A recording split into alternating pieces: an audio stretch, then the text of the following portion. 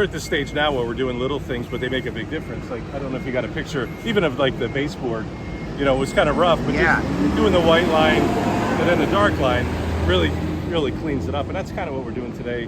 Andrea is doing this black edge, which also really frames it nicely. the framing of it is a big thing. Yeah, it makes a big difference. I think it just cleans up the edge, and the RappArts group are going to paint white around it, almost to frame it almost like Johnny's mats would be on his paintings. Yeah. So that'll be really nice. It'll really clean up and underneath it as well. And you know, even you can see parts of the old mural. They're going to paint over that too. It's because it's on a different surface. It just seems to just really even stand out more than the original. I think so. You know, it makes a big difference. You know, compared to the cinder block. This is really nice. I mean, it's a really nice smooth wall. So I think in the end, it should be a little bit nicer and a little bit brighter than the original one. It has been great watching you tape things today, because those of us who paint at home, walls and things, when you tape things, everybody has to do it. I don't like people to know that, but I do have to do it. Yeah, it's really the only way to get a nice clean edge.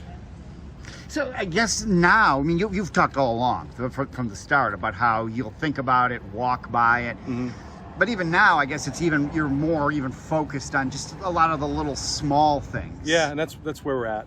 You know, it's funny, like if this is true about paintings, like regular paintings like I would typically do, you start with big brushes and big shapes, and then as you go, you get littler shapes and littler brushes, and that's kind of where we're at now. Little brushes, little touching up little areas, and we're getting close. What I'd like to do is finish it and then come back one more day and just fix all the little things that just maybe other people wouldn't even notice, but they're annoying me.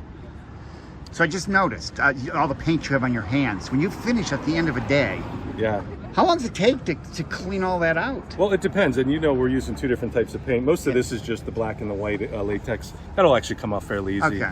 The oil, the alkyds that I use, I always have paint on my hands. Like, I always have paint on my clothes. I don't own a pair of clothes, a shirt that doesn't have paint on it, but that's just the way it goes.